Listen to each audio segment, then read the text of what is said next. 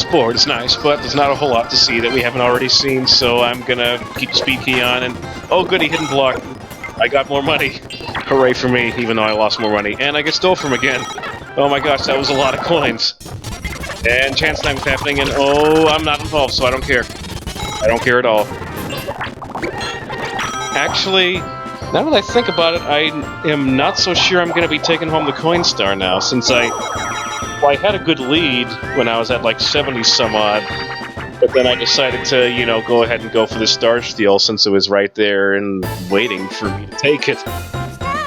But now Wario's got 70 some odd coins, so I'd say if he wins like at least one minigame, or heck, just as long as he like lands on blue spaces from here on out, he's almost assured the coin star, because I don't think I ever got into the 80s or 90s.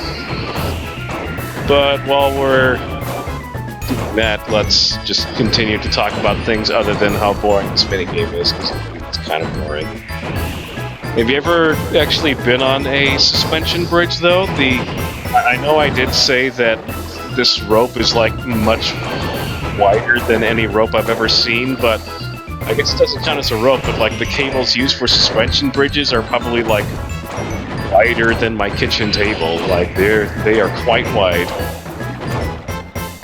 And I had something interesting to say while winning in a relatively uninteresting minigame. I'm pleased with myself. And I totally forgot about Donkey Kong. He has more coins than Wario does. Excuse me, but now chance time is happening. Okay. I do realize that while several good things have happened to me because of chance time earlier in this game, I am still like one extremely bad chance time away from giving all of my stars away to one of the computers, so forgive me if I tense up a bit. Excuse me. Okay, I'm back. Not sure what the heck I was talking about, but who cares, because I'm about to get tons of moolah, baby. I can't wait. It's kind of funny, actually. I don't remember what the heck I was talking about before that interruption, but I definitely remember the last time this minigame came up a couple of turns ago. And I was like, this minigame sucks, except for when you're the person on the flower, and then it friggin' rules.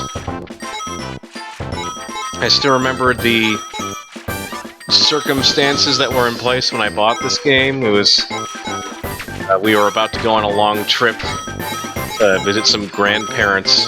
Finish! And my dad was just like, okay, we're to give you something to do during the long car ride and also during downtime when we're doing some other stuff that you aren't interested in, because, you know, I was like 8 or something probably.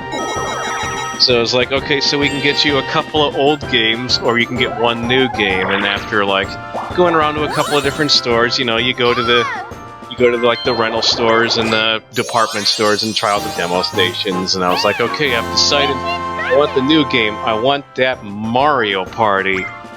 And I think my grandparents ended up giving me like this super old TV that was like, for whatever reason, I remember it being in black and white when I first turned it on, and then like found how to get the color working. Found out how to get the color working again. I mean, it was like a really old TV, you know, with like the dials, and it was probably like maybe 10 inches or so. But yeah, it was really nice to have, since I just so happened to have my 64 on hand. It also reminds me of something only slightly related that I used to do for long car rides about maybe 5 or 10 years later, and this was during the GameCube era. And one Christmas, my parents got me and my sister a portable DVD player because, again, we were going to go on a long car trip. I don't remember if it was to visit grandparents, but it was to do something. So we got it, and then I realized, oh, hey, this has inputs on the side of it, but my RGB inputs for... Oh, seriously? I'm the one on the boat? I thought that's never happened if you're on your own. That's probably a lot more pure random when it's in the Nintendo. the Nintendo 64, and my partner is dumb, but I'm comfortably ahead, so I'm honestly not that invested in the results of this particular minigame.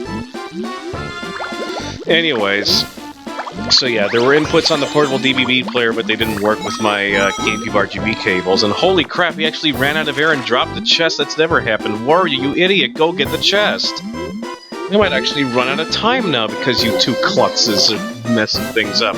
Oh right, I should be rotating the control stick. I'm not doing my part. I was kind of hoping that Wario would just... There's no control to drop the chest. Like, he'd just drop the chest and go for the big one as soon as it became available. Oh my gosh, he might screw it up again. He did screw it up again! Wow! Hard computers, everybody! Oh, and luckily he keeps dropping it, like, on a lower patch, so he doesn't have to go all the way up, or at least, he didn't that time. I think the last time it did drop all the way down.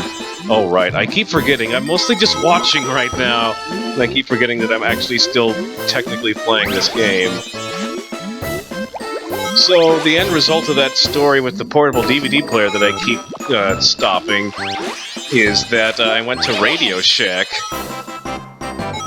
and just managed to find components that would transfer it over to the correct signal.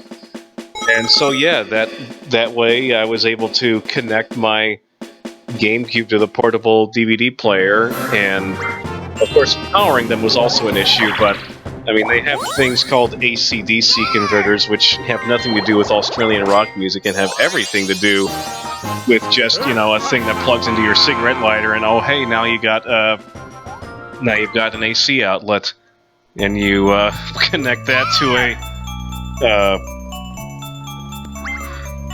extension cord so you can get an extra plug, so you can plug in both the DVD player and the GameCube, and then voila, you're playing GameCube on the road. I admit it's not quite as elegant as all those, like, homemade portable GameCubes that people have made, but this one required additional equipment, but not as much additional equipment and work as those. And it was I just remember thinking it was so cool when I was able to set that thing up. So yeah, that was the primary method of entertainment for many long car trips in my early to late teens. Then I started driving, and all of a sudden I didn't need entertainment because I was driving. Well, I mean, your entertainment changes. Then you start doing, like, audiobooks and podcasts and stuff. That was a recent thing for me, podcasts, but there's a couple that I'm a really big fan of. I listen to a lot of ones about, like, bad movies and college football, mostly. And I was so caught up in all those random things that I was saying that, lo and behold, we're on the final minigame, and it is a one that totally sucks. Well, I still must give the people what they want and actually try at this minigame. I'm gonna bust up my 360 controller doing this. I'm still in the game. I'm switching over to the palm thing that everyone does. Ooh, my palm is warming up. But the edge of the thumbsticks on the 360 aren't quite as, for lack of a better word, jagged as the ones on the 64, so I doubt I would get a wound off of that. Well, I think I'm 3 stars ahead. Yep, I'm 3 stars ahead. There's no way I don't win this. I get Coin Star, I get Minigame Star, and oh hey, what do you know, I won! Hooray! And the ending is still in place, the weird Donkey Kong one. Hey, why are there bananas on a Bowser theme board? Don't care, Peach wins. Peachy's got it.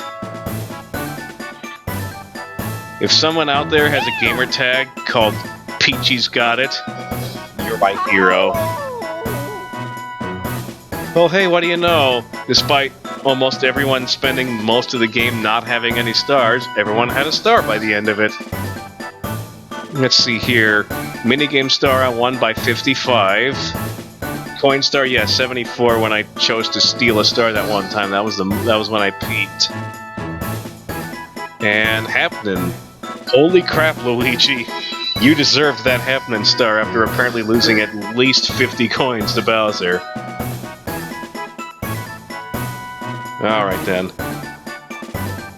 That was fun. See you guys later.